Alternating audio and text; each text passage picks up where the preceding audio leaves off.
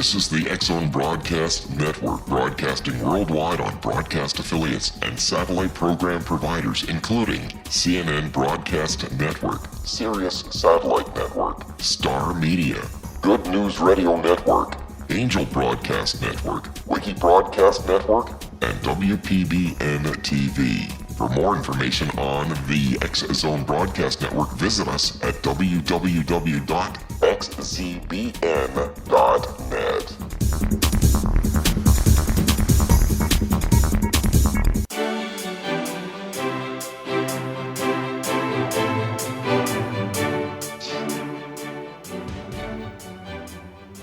A vast universe exists within and beyond our reality. What we realize with our five senses is but a tiny fraction of all that is real. Welcome to the World Beyond Radio Show. I'm Joe Weigant, your guide and advocate as we remove the blinders of our everyday lives and experience together all that exists out there in the world beyond our world. Welcome to the show, my friends. We've got an exciting hour set up for you today. Today we are talking to Dr. Rocco Gennaro. He is the philosophy department chairperson and a professor of philosophy at the University of Southern Indiana. He received his PhD in 1991 at Syracuse University, and he had been at Indiana State University in Terre Haute for 14 years before moving to Southern Indiana in 2009. He is also the Philosophy of Mind and Cognitive Science area editor for the International Encyclopedia of Philosophy.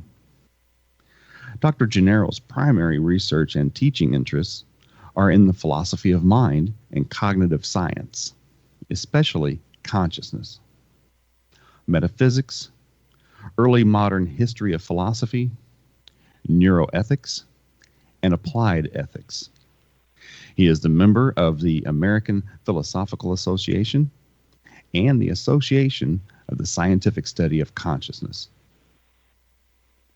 He has published 10 books, either as the sole author or the editor, and over 50 articles and book chapters in these areas. He has recently published a book entitled The Consciousness Paradox: Consciousness, Concepts, and Higher Order Thoughts in 2012. He edited an anthology entitled Disturbed Consciousness: New Essays in Psychopathologies and Theories of Consciousness. Dr. Gennaro has most recently published a book entitled Consciousness in 2017.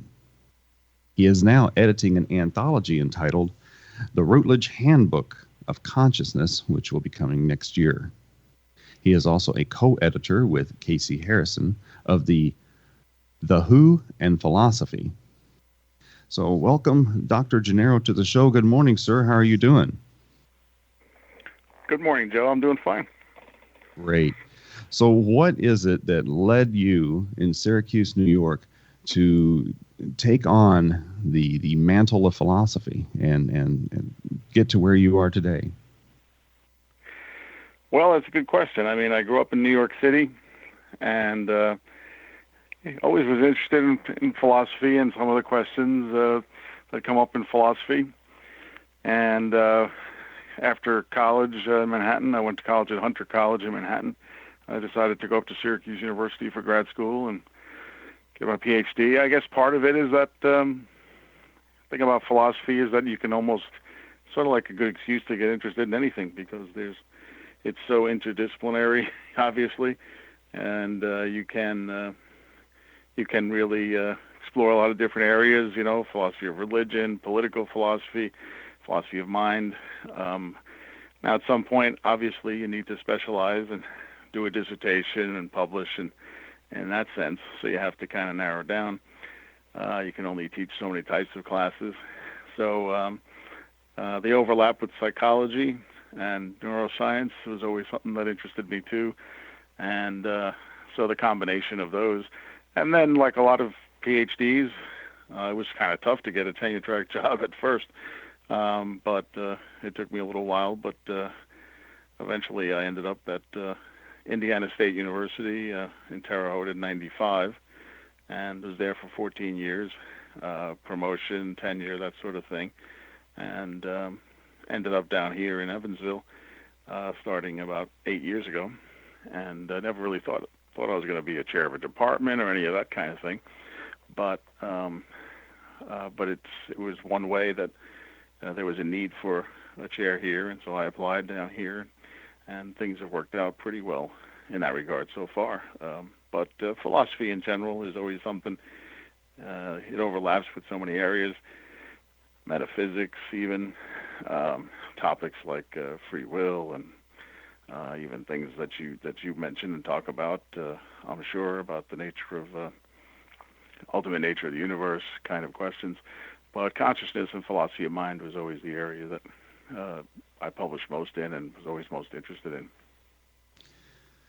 How can concepts of philosophy and how can degree work in that field be applied in everyday situations or everyday opportunities that are not involved in scholastic study or teaching?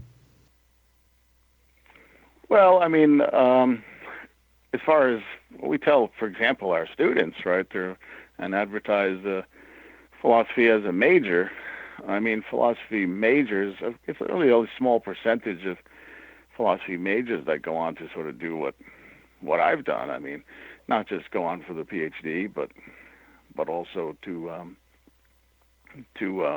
end up, in the academic world. Some will go on to, there's always been a historical connection to going on for a law school. Okay, well, we're going to get right back to that as soon as we come back from our first break. My friends, we have to cut away for our first segment here. We'll be right back in just a moment with Dr. Gennaro and philosophy of consciousness. We'll be right back.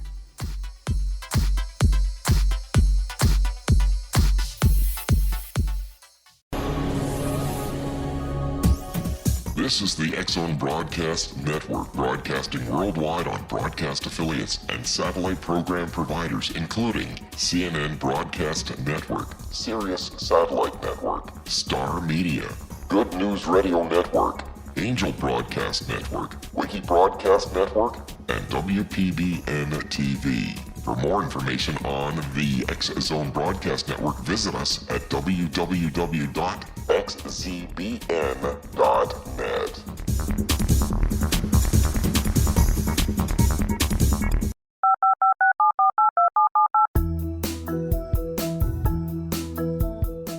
Did you know that when you're on the road with limited data or Wi-Fi, you can still listen to the X-Zone Radio Show with Rob McConnell, The Science of Magic with Gwilda Wiyaka, X-1, Dimension X, Space Patrol, and every minute of the X-Zone Broadcast Network by calling 213-401-0080, courtesy of Audio Now.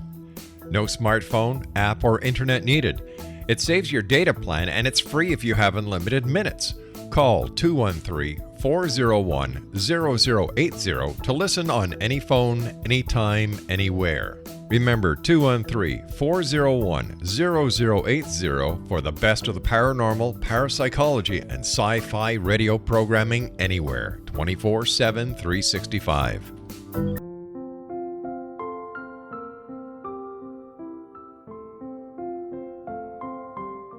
I am Dr. Carl O'Helvey, founder, president of a new cancer foundation focusing on evidence-based physical, mental, and spiritual interventions, including natural cancer cures, prayer, meditation, affirmations, nutrition, and other related holistic cancer prevention and cure modalities.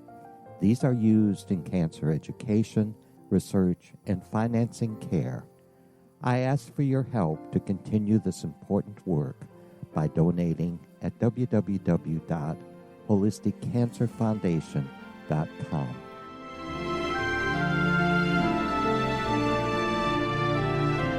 Hello, I'm Pete Marsh. With my daughter Justina, we will be presenting the new radio show, Too Good to Be True. If something seems too good to be true, it usually is. But with the help of Justina's amazing gifts, we're going to gain insight into questions that don't yet have complete answers. Have you wondered who built Stonehenge and for what reason? Why are crop circles found in the same region as Stonehenge and elsewhere? Are crop circles a hoax, or are they created with technologies that we have little knowledge of? Who built the pyramids in Egypt and also in other countries? How and why were they built? Was the Titanic switched with the Britannic as part of a gigantic insurance fraud, or for more insidious reasons? What caused the Tunguska event when trees were flattened over an 800 square mile area in Siberia? Will the new insights be too good to be true? Well, that will depend on what you are prepared to believe. Please join us as we start on this journey together. For more information on Too Good to Be True, visit www.xzbn.net. Little children aren't the only ones afraid of the dark. Millions of soldiers return from war zones with PTSD, anger, frustration, fear, and loneliness, much of which surfaces during the darkness of the night. You have the chance to change the lives of these American heroes. Songs and Stories for Soldiers.us provides free MP3 players for these men and women. With a list of 3 million songs in 16 different styles, 100,000 audiobooks, and 30,000 old-time radio programs, every veteran can find something to soothe and comfort them at no cost. All our players contain an 8-hour audio program designed to help veterans fall asleep. With 1,500 plus vets now participating, it's our goal to deliver 10,000 audio players this year. Go to our website at songsandstoriesforsoldiers.us. Help us help a veteran make it through the night.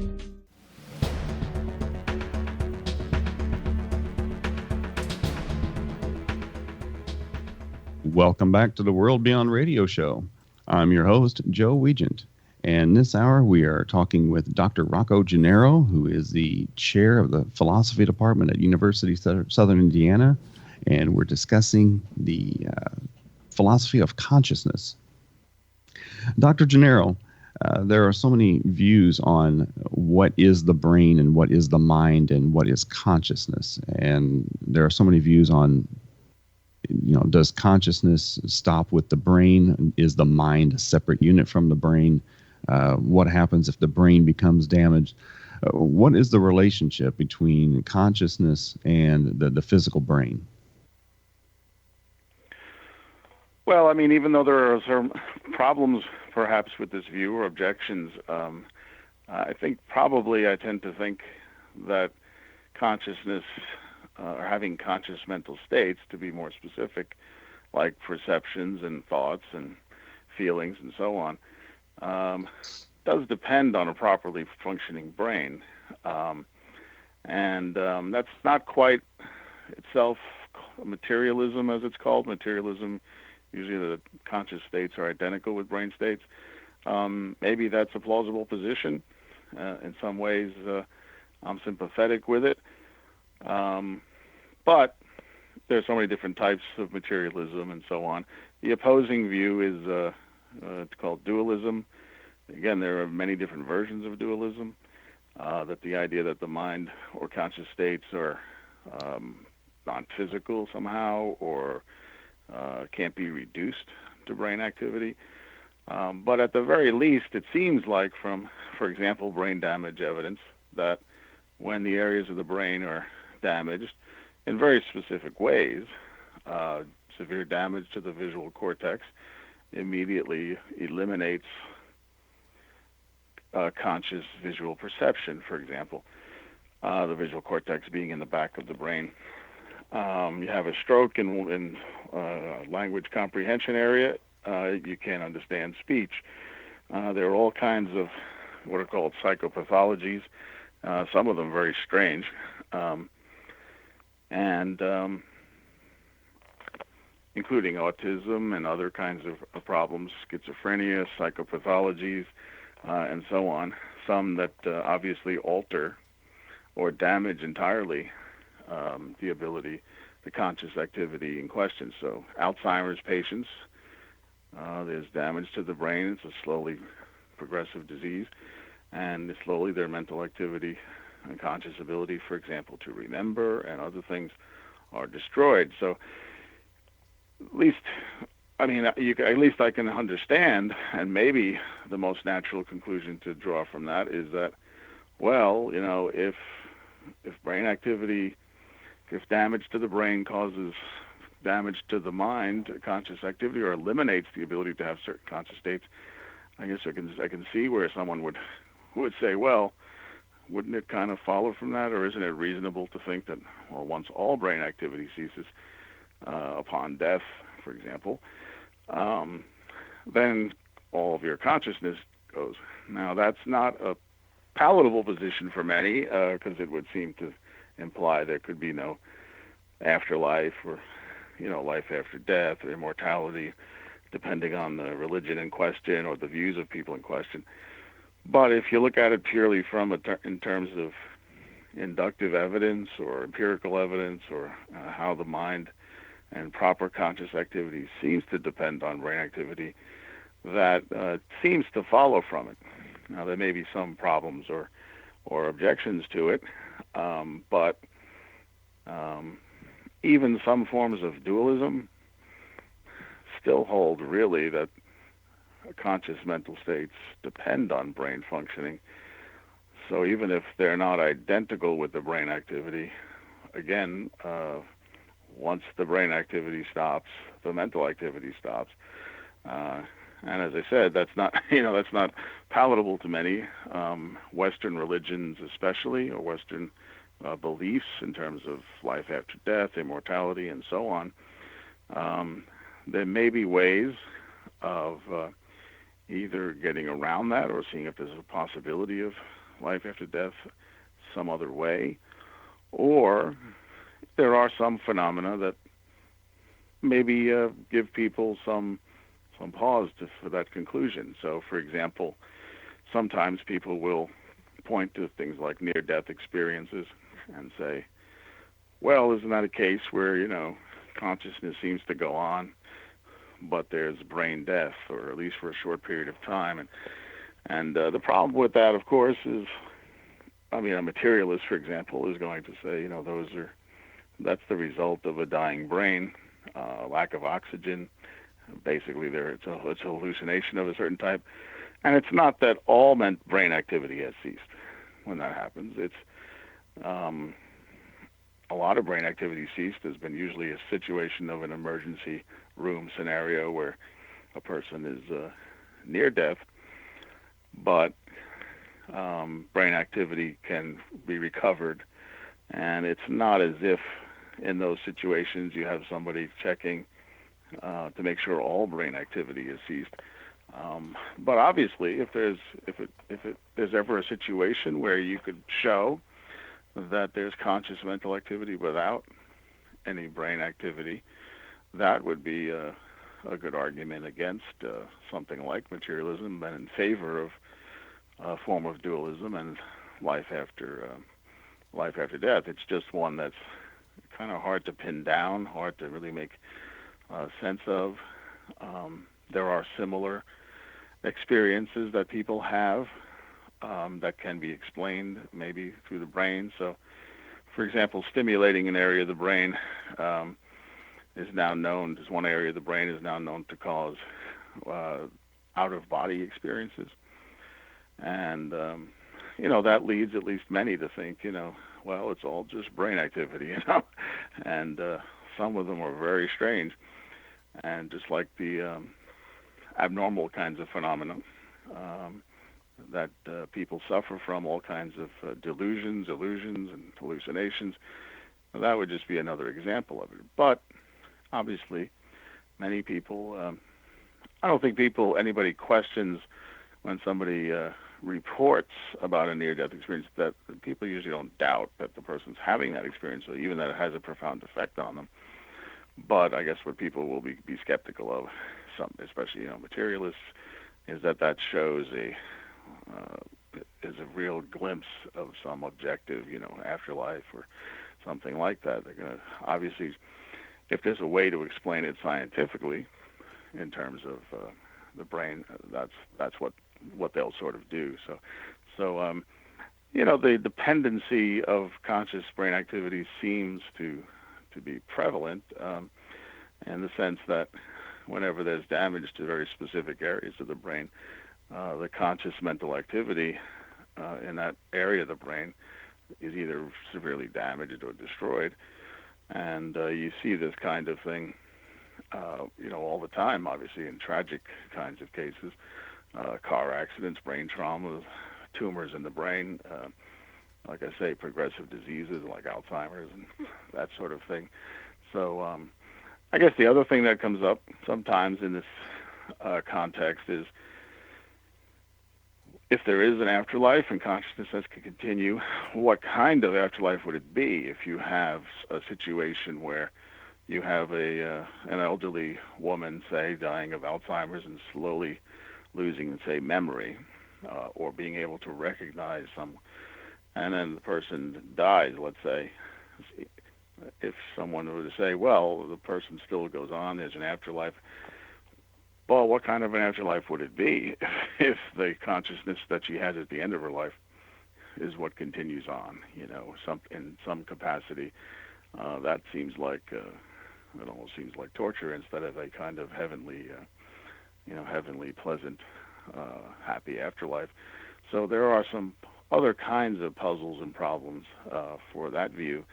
And when I mention the afterlife, I'm really referring to the Western conception of an afterlife, that there's something beyond it, that you as a person continue to exist, and it's continuity between this life and an afterlife.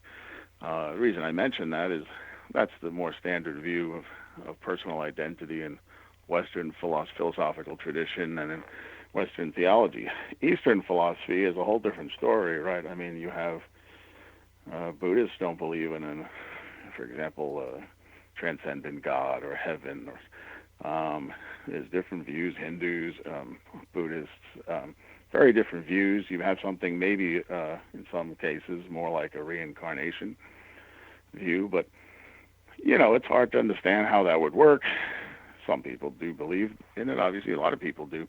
But it's also, far from the Western point of view, at least, of immortality, the problem that people have is, well, wait a minute, if memory, or if you don't really continue, then in what sense is there really an afterlife? If there's no memory or there's no continuity, and you come back, so to speak, in reincarnated form, that's not what, at least in Western religions or Western tradition, is viewed as continuing an afterlife, a personal identity of sorts.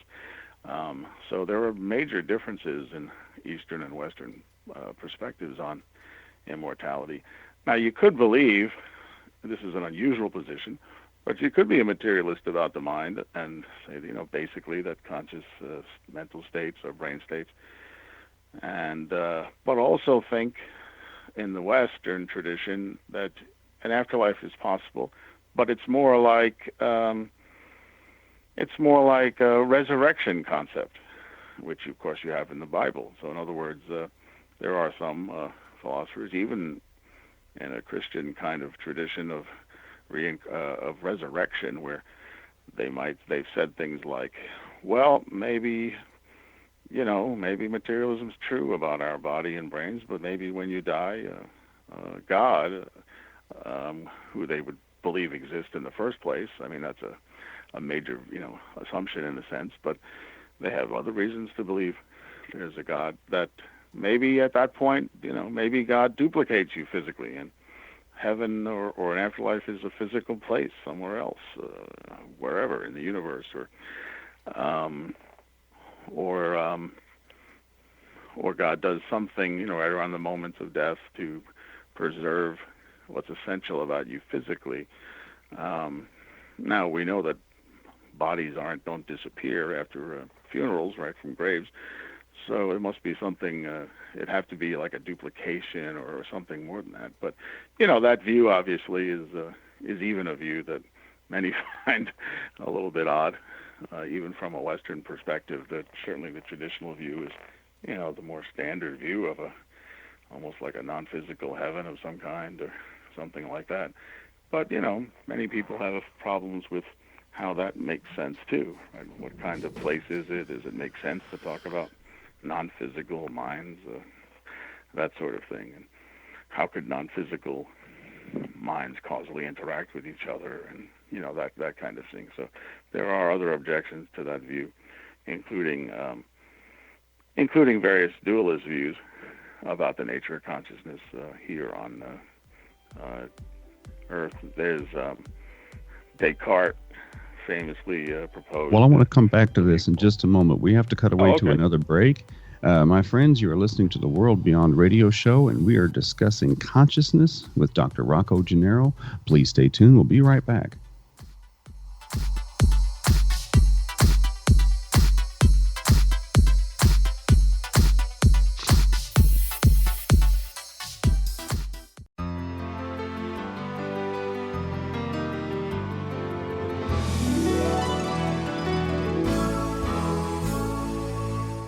Hi, I'm Gwilda Wiyaka, and I want to tell you about a great provision for those interested in spiritual evolution and personal empowerment.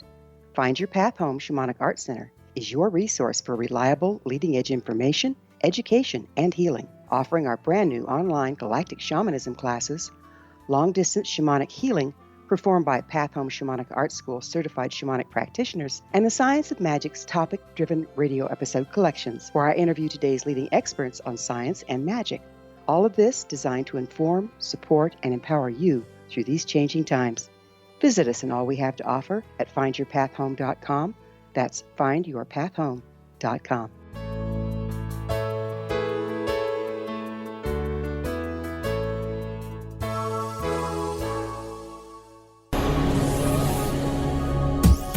This is the X-Zone Broadcast Network, broadcasting worldwide on broadcast affiliates and satellite program providers, including CNN Broadcast Network, Sirius Satellite Network, Star Media, Good News Radio Network, Angel Broadcast Network, Wiki Broadcast Network, and WPBN TV. For more information on the X-Zone Broadcast Network, visit us at www.xzbn.net.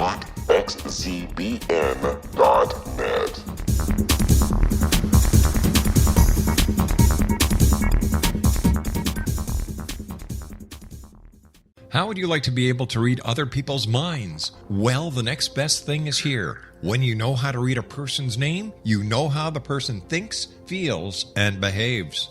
Each letter in our name holds a key to unlock our true essence. Our name contains both our gifts and challenges in this lifetime. Mnemology science discovers personality secrets hidden in the placement of the letters of our names, including the first and last impression people remember about us.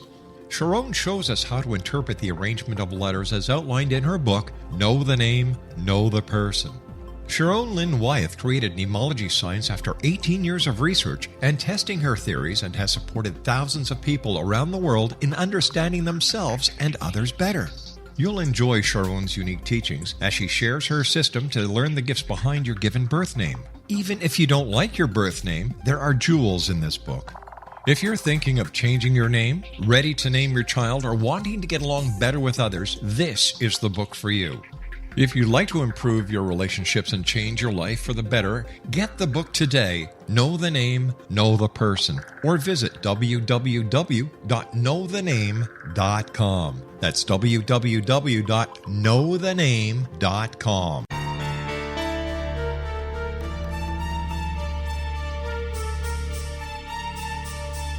Hello, I'm Justina Marsh, and with my dad Pete, we are going to present a new show called Too Good to Be True. Together, we are aiming to discover more truths about this world and beyond. Do you have unanswered questions about the world?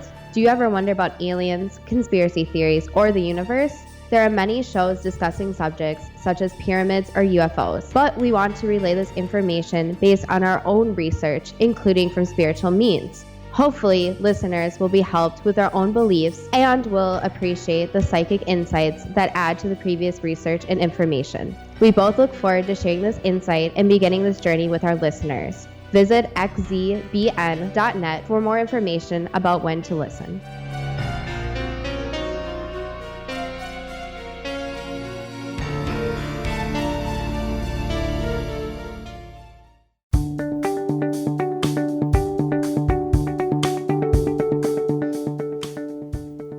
Welcome back to the World Beyond Radio Show. I'm your host, Joe Weigant, and we are discussing consciousness with Dr. Rocco Gennaro.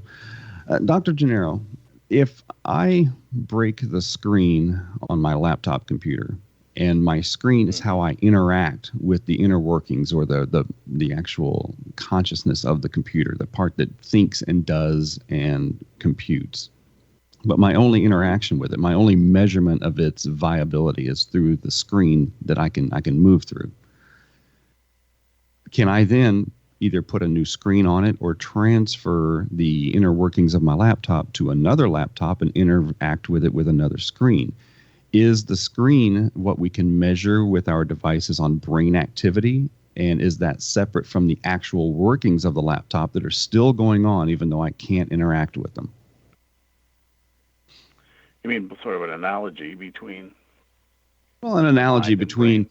what's really behind the brain. Okay, we can measure that it's working. We can put probes on the brain. Right. We can light it up with MRIs. We can do all these things. We can say, okay, the brain Yeah. is doing this. But if that's my interaction as an analogy with just the screen of the computer, or say my television set is Right. hooked up to Dish Network. Well, if the Yeah. TV goes out, I'm still getting 500 channels in. I just can't watch them. So Right. is there still some background stuff going on? Is there still consciousness even though I can't Right. measure it? Well, that's another one of the kind of objections to the, perhaps a response, you might say, to the brain damage kind of argument that I mentioned. By analogy, I think there are at least a couple of problems with that. I mean, first of all, depending how the analogy is exactly framed, it's not just that I'm having difficulty accessing something from the third-person point of view, from the outside. In the case of a brain-damaged person, that person, from his or her own point of view, right, is clearly damaged. So, if you think of the analogy supposed to be, well, consciousness still kind of goes on somehow unaffected, but from the first-person point of view of that patient or that person, they're having pretty clearly serious problems. They can't remember some things. They're having deficiencies. They can't understand language anymore if there's damage to a different area of the brain. So, the idea that, well, the TV is destroyed or the computer and there's still some external signal that's unaffected, I mean, if by that analogy, the person who suffers brain damage shouldn't, from their point of view, feel any negative effects. It would just be from our third-person point of view. And it doesn't seem kind of realistic, right? I mean, it's not just that, oh, I'm having trouble accessing something by talking to this person or by using mental imagery. I mean, some kind of instrument, MRIs, whatever it is. It's that the person, him or herself, is unable to understand something or see something or communicate, remember something. So there doesn't seem to be anything quite analogous to, well, this independent signal, let's say, or independent thing is unaffected. It does seem affected, and it would be a curious kind of response in the sense that, dualism or versions of dualism, there's always going to be the preference for emphasis on the first-person point of view, right? And that's certainly one of the differences generally between dualism and materialism. Materialists do tend to think, you got to look at both. The person reports things, the person says things, you can get feedback. Certainly there are experiments that can be done. And but the emphasis is a bit more, you might say, a little more scientific, right? The third-person scientific inquiry, neuropsychology, and so on. Whereas traditionally and certainly historically, belief in something more like dualism comes from, from the first-person point of view. It doesn't seem like my conscious states are, brain states, or it's not the way it appears, and that may be true. It's the materialist that'll say, oh yeah, right, it doesn't seem like it, but that's really what's going on. There aren't two things going on. The mental states over here and the brain states over there. There's just, if you're an identity theorist, as they're called, there's just the one. But from the first-person point of view, when there's brain damage, there's mental damage. Consciousness is damaged from that first-person point of view. It seems like it'd be kind of silly to say to an Alzheimer's patient, something along the lines of, well, your conscious mind is not really affected. It's just that we can't access it, or maybe you can't even access it. It's still functioning fine with no damage, but even you can't access, or you can't experience it. That seems a little odd, because the whole point, or part of the whole point of the view that something more like a dualist view is that from that first-person point of view, consciousness is something different. And if it is damaged, then that's part of the problem. But that's a kind of question that comes up historically. That's been called I think it's been called the instrument view, as a kind of response to that brain damage type of argument that I mentioned earlier. When you some people put it in, yeah. When you talked earlier about reincarnation, there are a number of videos on YouTube. There are a number of true life events. There have been books written. There have been serious studies about the concept of reincarnation, and the fact that one person dies, and then that soul, that spirit, that consciousness, whatever that is that we can't see or measure or whatever, then becomes a new person in a new place on the earth in a new time. And one of the most well known is a child named Charlie, who at the age of 2 started drawing World War II airplanes out of nothing. He wouldn't have any input on how he would have known about that. And from the moment he was able to speak, he kept calling himself John. And he kept talking stories about how he was shot down over the Pacific. He could name the flight he was on. He could name the captain of his attack group. He could name all of his buddies that were shot down and killed. He could name some of the battles he was in before his death.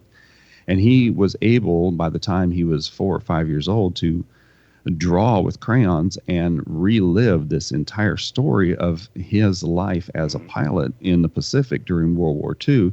And this was in the 1990s that he was born as a child. And when they started looking through the historical documents, they found out that everything he was talking about actually really did happen in that order and in those ways. And it was absolutely true, because they have the documents, they have the military records of this other person. And he would have had no way of knowing about this at the age that he was, and would have had no input on it. How is there some kind of a way that we can explain how this works? Because this isn't the only kind of incident where that has happened. Yeah, I mean, that's a very interesting kind of scenario. And there are, I mean, obviously you're going to have some people that are going to be just overly skeptical, maybe too skeptical, or conspiracy theorists, somebody put them up to it, or the kid read something and we don't know, or the parents left these books around and they didn't know, or who knows. I mean, I don't know if I want to go that far. In some of these cases, I think there's perhaps something more going on. I mean, there are several ways that at least I'm aware that people have responded to that, maybe from a more materialist, sometimes people use physicalist point of view. One is that, again, just by sheer statistics, you're bound to get some people who, come across or say these things and turn out to be true. But again, that seems like it's overstating, a little too much of a coincidence or whatever it is. But leaving aside those types of skepticism, and I mean, it's not obvious how reincarnation works if it is true, right? In all cases, people have problems with who's in charge, who's deciding where this soul goes, or that mind goes, or that conscious activity goes. So there seems to be a bit of an arbitrariness there. The only response I'm familiar with where someone might be a full-blown materialist might say something like this. They might say, well, look, if the mind is the brain, or consciousness depends on brain activity, look, when the brain stops functioning, still matter is a form of energy. which is a kind of standard view in physics. Conservation of energy principle says, energy's not created or destroyed. So some might wonder, well, what happens to the energy when a person dies? And so you're talking at a more fundamental level than just brains, which are material, but there's a deeper physical reality. Now, nobody can explain if, well, your energy goes this place. I mean, most people don't believe in and won't believe in life after death in that scenario because it's, again, hard to pinpoint, a personal identity that goes with it. For every case you described, there's a zillion cases, right, where that doesn't happen, right, for most people, the vast, vast majority. But maybe it's possible. Some have speculated. Maybe it's possible that in some cases, energy of some dying person or a person in World War II, like that example, somehow it's not destroyed. Of course, it's not completely destroyed. So if we have writings from about 10,000 years ago, maybe even more, from scholars all around the world that have been writing about concepts of reincarnation, concepts of spirit separate from the body. How did they arrive at these conclusions without the scientific apparatus that we have today? Well, I think there's several potential reasons for it. One is really in the absence of a lot of scientific knowledge about the brain, it might make more sense to think of the mind as something, conscious mind that is not physical, right? Throughout the centuries, and there's the more natural view that, hey, my conscious mental activity doesn't seem to be something physical. It doesn't appear that way. It's only when you get into the more scientific way of thinking about neurology, the neurophysiology, that you might think it's tied to the brain. And then, of course, we have, the latest instruments and machines to detect and to experiment with. The other reason, I think, is that, and this still holds today, is there's a very natural desire, psychological desire, certainly a materialist would even concede this, to believe in something beyond this world. Now, just because there's a desire or doesn't mean it's true, but there's maybe it's some reason to think it. But a lot of people, certainly there's this desire to think this can't be all there is to it. There must be a heaven or ultimate reward, or hell, ultimate punishment, or reincarnation where, in some sense your soul or spirit or mind goes on in a different way at least. And just psychologically speaking, the idea that there's something more to this world and more to one's life seems to make a lot of sense. You go back far enough, life expectancies was so much shorter. There's Absolutely. Plenty of psychological. Well, we're going to take one more break, and we'll come back for our final segment in just a moment. My friends, you're listening to the World Beyond Radio Show. I'm your host, Joe Weigant, and we'll be right back talking more about consciousness with Dr. Rocco Gennaro. Stay tuned. We'll be right back.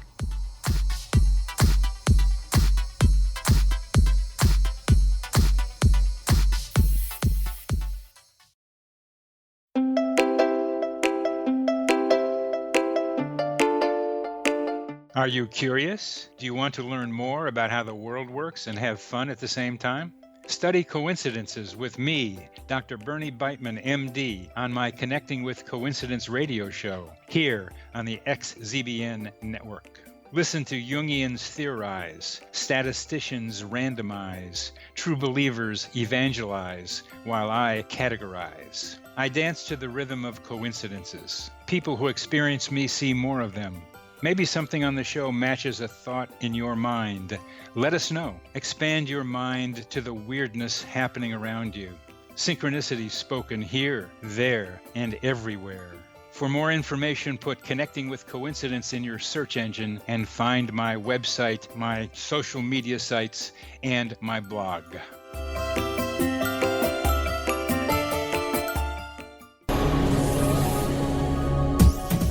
This is the X-Zone Broadcast Network, broadcasting worldwide on broadcast affiliates and satellite program providers, including CNN Broadcast Network, Sirius Satellite Network, Star Media, Good News Radio Network, Angel Broadcast Network, Wiki Broadcast Network, and WPBN TV. For more information on the X-Zone Broadcast Network, visit us at www.xzbn.net.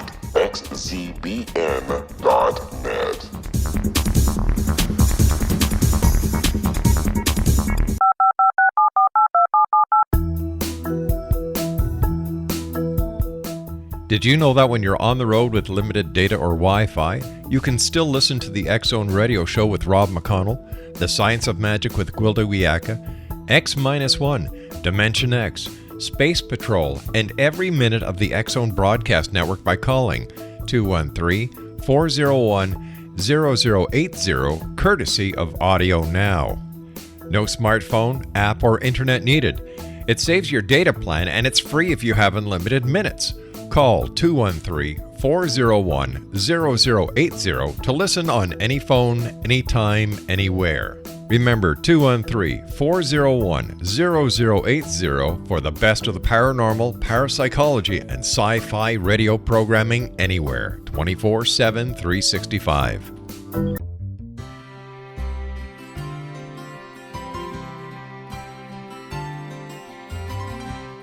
True healing must address 4 levels: physical, emotional, mental, and spiritual, for us to live joyful and productive lives. We tend to treat 3 of the 4, leaving the spiritual languishing. If you're tired of the same dysfunctional patterns cropping up in your life, Soul Balancing is for you. Trixie Phelps, owner and founder of Soul Balancing, is a naturally gifted energy healer trained in numerous esoteric forms, including shamanism. Trixie has created a powerful modality that safely and effectively clears your energetic field. A Soul Balancing session can remove interference, heal trauma, and restore your hope. Contact Trixie for a life-changing long-distance session today, www.soulbalancing.world.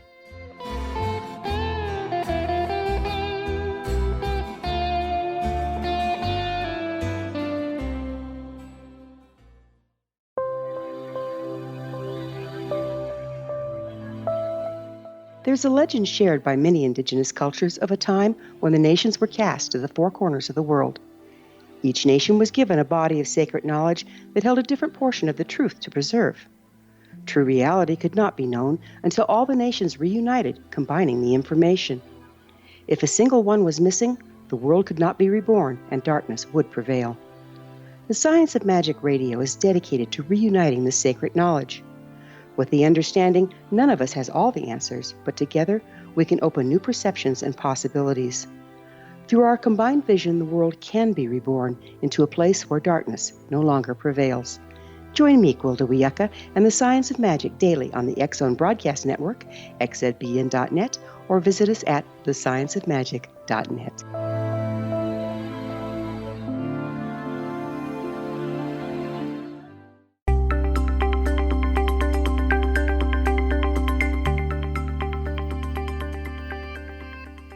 Welcome back, my friends. You're listening to the World Beyond Radio Show. I'm your host and guide, Joe Weigant. As always, our show is produced and distributed by the ever-expanding leader in New Age, paranormal, alternative health, and supernatural programming, the X-Zone Broadcast Network and Relmar McConnell Media Company, at their corporate headquarters and master control in Hamilton, Ontario, Canada. To learn more about the World Beyond Radio Show, your host, or to discover a wealth of other amazing shows and hosts, please visit www.xzbn.net. To contact me or to inquire about being a guest on the World Beyond, please email me at Joe Weigant. That's Joe, Weigant, at xzbn.net. For more information, you can visit my websites, www.paranormalpeace.com and www.reikichoice, that's REIKI, choice.com. This hour, we have been talking with Dr. Rocco Gennaro, who is the Philosophy Chair at the University of Southern Indiana. Dr. Gennaro, is there a way that our listeners can contact you for more information? Oh, sure. Probably the best way would be by email. The email address is rjgennaro, Gennaro, at usi.edu. That's probably the best way, and this way I have that person's email address, and we could keep in touch. And there are all kinds of international conferences too, where sometimes you meet people, international conferences on consciousness, and some that even foster this East-West relationship that I mentioned earlier, that we sometimes try to keep in touch and sometimes develop an email list, because there are a number of different views, and people have their own views, and sometimes it's best to air out. That's one of the things I like about philosophy is that you take an idea and then you see how far it can go and how well it can stand up to criticism and objection. All of these views have problems, and that's something we always have to keep in mind. And this is true of a lot of the perennial problems in philosophy. It's not like there's any one view that there's no objections to or no potential problems with or anything like that. It's just, to what extent do you think maybe those difficulties are not as bad as the objections to the other view, like I was talking about materialism and dualism.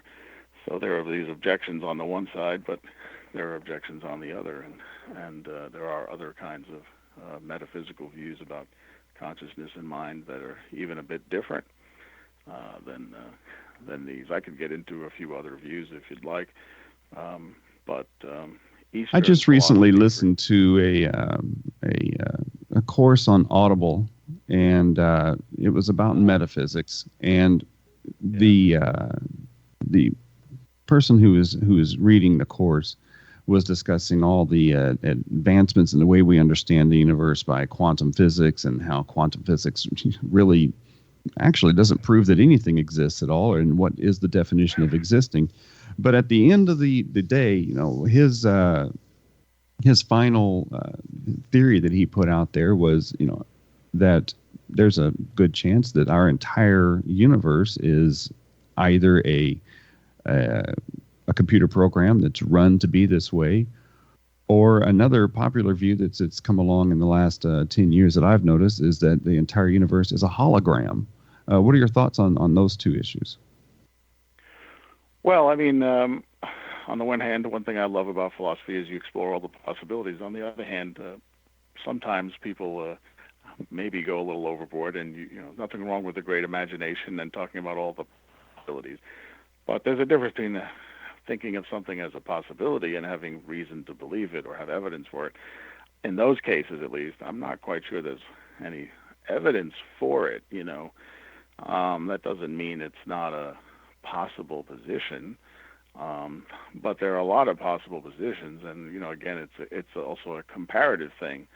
And what's the evidence for it that it's all a hologram, as opposed to something else?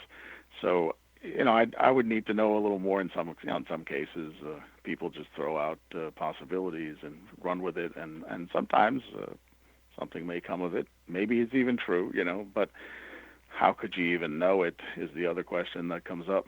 How could you know it's true? How could you know it's false? There comes a point where sometimes people, you could throw out all kinds of possibilities, and I'm not really quite sure what the evidence is. On the other hand, when you mentioned quantum physics, there are quantum theories of consciousness, and they're sometimes I get a little dizzy when I read them or read about them. There's a lot of heavy-duty mathematics involved usually at some point. And, it's I'm not sure I even understand some of the views. But, again, though, you're going to have some people who think, well, you've got some people here who say consciousness is a mystery, it's strange, it's odd, doesn't seem physical and all that. And you got this other theory over here, quantum physics, that's pretty bizarre. Maybe they have something to do with each other, or maybe somehow, especially when you're talking about fundamental level of the universe, energy, and so on. maybe there's a connection between the two, and like we were saying before, the brain, or the material brain, is not the most fundamental level at which reality is. It's something deeper, even perhaps subatomic in some way. And there are some interesting, I would say more than speculations, questions about where or how that might be manifested in the brain. But I'm not sure, again, if it's gotten to the point yet of, well, there's some positive evidence for it, rather than, hey, maybe this is another avenue to pursue, and maybe very intriguing and interesting, and I've been involved in talking to some people along those lines, but it's hard to know what to make of it.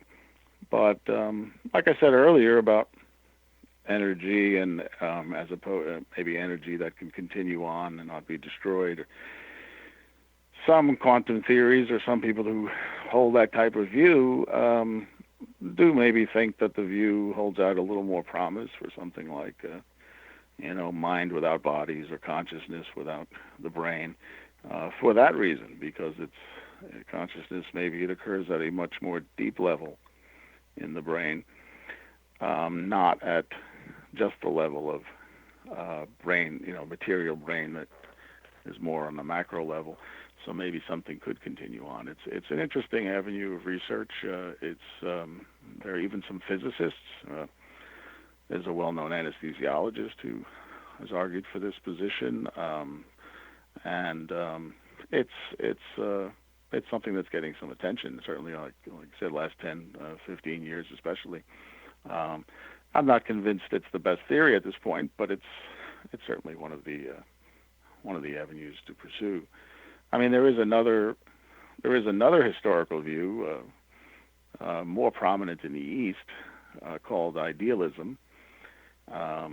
In Western philosophy, you have Berkeley. Bishop Berkeley is maybe the best example, and that's, again, it's a very different view. It's that it's not just that the mind is non-physical, but that there are only non-physical minds and ideas in God, and that's it. So in a sense,